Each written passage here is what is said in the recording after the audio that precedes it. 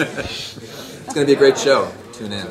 Don't DVR it. Thanks for coming, man. All right. We've already talked with Steven and with Ron just about the nature of the show and how it's talking about the possible spread of this epidemic, but it's really being contained sort of Battlestar life on this space station. So it focuses on a very close-knit group of people, the Billy, the scientist, and the So how are the conflicts with the human condition and the conflicts with science? Yeah, I mean, it's a good question. So the human conflict, I think, is pretty intriguing. You set up a love triangle. I don't know how much they've already told you about this, but I know that Billy is this one was having an affair with his wife. Yeah, his brother was having an affair with his wife, and now they're getting reunited under, I would say, fairly unfortunate circumstances, which allows us to tell a love story, I think, in a pretty untraditional way. Because the brother is now sick, right? He is. He's the reason they're up there.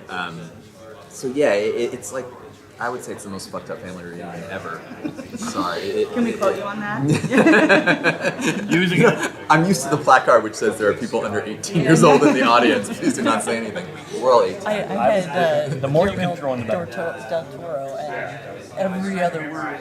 I believe it with him. Well, I'll contain it. No. And the thing about the viruses, they go up there thinking it's a horrible virus, but that it's just a virus. And very quickly it sort of expands into something very, very different. And we set it up so that you'll have mixed feelings. I mean, once you really know what's going on at the base, we hope that you'll be conflicted about sort of the mission. It is very bad. There could be a good side to it too. So those two things is what we're really trying to land the story on. Does it only weed out the bad people? You mean the virus? Yeah. That would be an amazing virus. It's not this story, but Vigilante Virus, Season 2. Nice. Nailed it. You want writing credit? No. Just, I would like at one point it's one of the characters look at the camera once and just go, and I'll know. And you'll know? No. You're not the first person that's requested that today, but we'll do it. So I can satisfy both of you. Exactly. You'll tell your friends and family. I will. Good. Both friends. You mentioned in a panel earlier about your international travel. Do you have a medical background, or it's... No, not at all. I worked in international development. The World Bank is a development organization, and I was a consultant both before and after that. No, I mean, the story I told was true. I really liked what I used to do. I think it was important work. But I do think there are lots of ways to, for lack of a better way to say it, to make the world sort of a better place. And I think storytelling is one of them. And it's more fun, so it pays better. Than banking? But it's not that kind of banking. Okay. No, it was working with developing countries. Oh, there you go. Yeah. But I work domestically too in a lot of places. Traveling is hard, but traveling is a big part of the story too. I mean, I've been to the Arctic Circle, and you guys ever been there? Oh, it's like being on the moon. And I was genuinely sort of blown away by what kind of person would want to be up there. There are people who are, in my opinion, trying to sort of run away from sort of what they perceive as the ills of the world and maybe society at large. And to bring 100 scientists like that into one place and have those people interact, I thought that was kind of a beautiful thing to play with.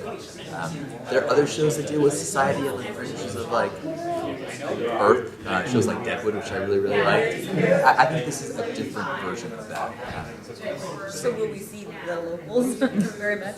By locals in what sense? Like in the Arctic Circle area, or like other people living outside the... That's a reveal that you'll have to wait for. But I will say, the locals within the base are characters in themselves. Oh, I see. Okay, yeah. So yeah, Support staff. there are 100 scientists there, Okay. and they're pretty interesting people. So you get a collective of literally hyper individuals, they're solo workers. Like these are guys, if there's a reason they're there, and then you put 100 of them together, good lord, man. It's like a bunch of magnets that don't want to... Absolutely, and you even find that, I mean, again, we're taking a bit of a tangent, but when you're up in those places, people are running away, but they all live on one street. So, man, if you ever thought of a contained environment where you only have 6 neighbors, period? Yeah. It's like they just ran away into another really peculiar community, and that is what we're playing with here. Right. This is a community.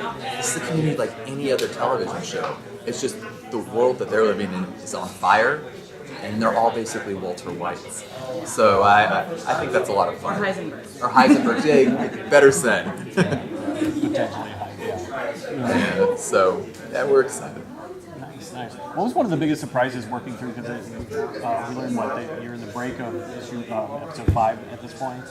That's true. Yeah. What's one of the psychic? What's been like a surprise working through the story for? Have you come up with any surprises that you found along the way? Yeah, absolutely. I mean, I knew where I wanted to go with the story from the beginning, and I've been very fortunate that Ron has sort of supported my vision, and actually Steve has as well.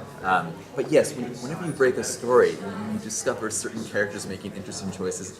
You know, just like anyone else will tell you, they take on a life of their own. So no, we're still going the same place we always wanted to go, and the virus is still going to sort of proceed the same way. But yes, the way we sort of discover that this place is weirder and weirder and more mysterious, those are evolving constantly. Because there's great opportunities, and we have a writing staff, and they're incredible. We have people from Lost and Heroes and all kinds of shows that I think are really sort of helped shape or create a platform for a show like this. So, how are you sort of tackling the possible narrative limitations that a storyline like a virus possibly has? Because it sort of seems like the virus is either going to go global and affect everybody, or you're able to contain it. So you have to sort of stave it off and be able to continue to tell this story for an infinite amount of time. That's a really good question. You sound like a network executive. How are you going to make this work as a TV show? Well, I would say two things. One, viruses evolve and change, so we can set up the story in different locations in radically different ways, and that's part of the fun of it. The second thing I would say is, once it becomes clear what the bigger mythology is here, you'll see that the virus is really sort of an entry point into our story, but it's not our story.